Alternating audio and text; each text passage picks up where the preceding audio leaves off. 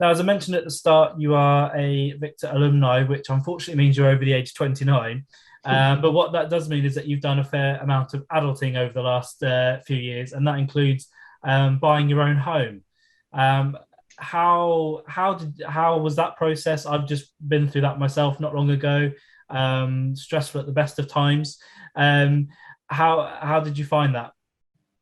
Oh my word, yeah, no, I've done it twice, like over the past 6 years. So I moved out my family home in 2015, but that's when I bought my first home. Then I moved again in 2018, when I moved to a place, with a little bit more room, basically. Yeah, um, that process, that process was interesting to say the least. I think it was a bit of an eye-opening one. Lots of inaccessible steps along the way. It was, yeah, pretty tricky to navigate. And I think solicitors as well. That's another thing. Like you get all these, and sometimes with buying a house, there are all these old bits of these old documents, like deeds and things like that that have been archived over a long period of time, and just trying to get them in a digital format, it can be incredibly tough, if impossible.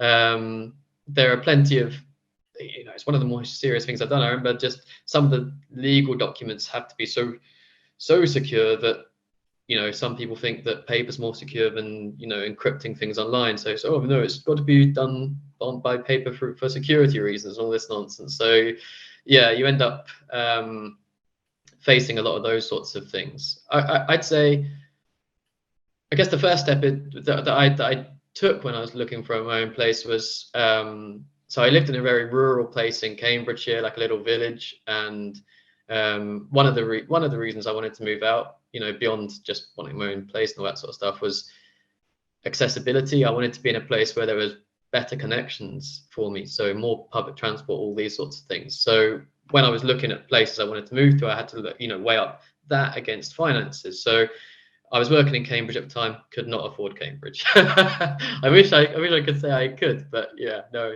sorry, I'm not made of money, so I couldn't live in Cambridge. So that sort of pushed me out to the towns around Cambridge, I guess. And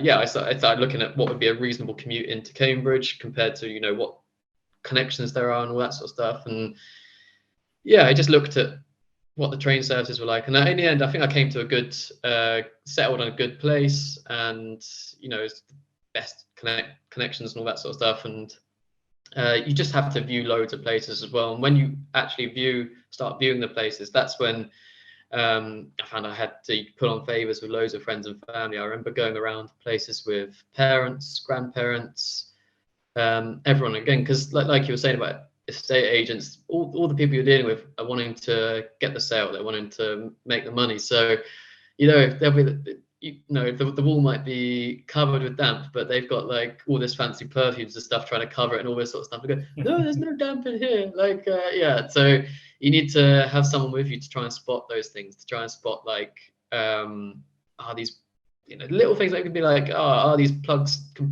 like absolutely ancient, all that sort of stuff. Yeah, The yeah. things you might not easily spot if you can't see what you're doing. It's important to have people going around with you at that stage. And then along the way, when, as I was saying earlier about, deeds, legal papers, solicitors, blah blah blah, all this sort of stuff, there's usually going to be a point at some point along that journey where you have to write a signature or something like that, and you might get a PDF that's sent to you in like an inaccessible format, and all these sorts of things, all these sorts of wonderful things. So yeah, I think having good links with friends, family, that sort of thing is absolutely crucial during the process. Because no, it's not very accessible, but it's brilliant once you've moved into your own place. Just learning all those things, like routines, cooking, cleaning, bills, all the fun adulting things that I'm sure everyone would love to hear me bang on about. Yeah, there's a huge learning curve there with regards to all those sorts of things. Budgeting, oh man, it's a world of fun. Playing house and playing adult, like God, I'm making myself sound so dull. So, but yeah, there's a lot to learn, I think, is the the conclusion to all that. Yeah.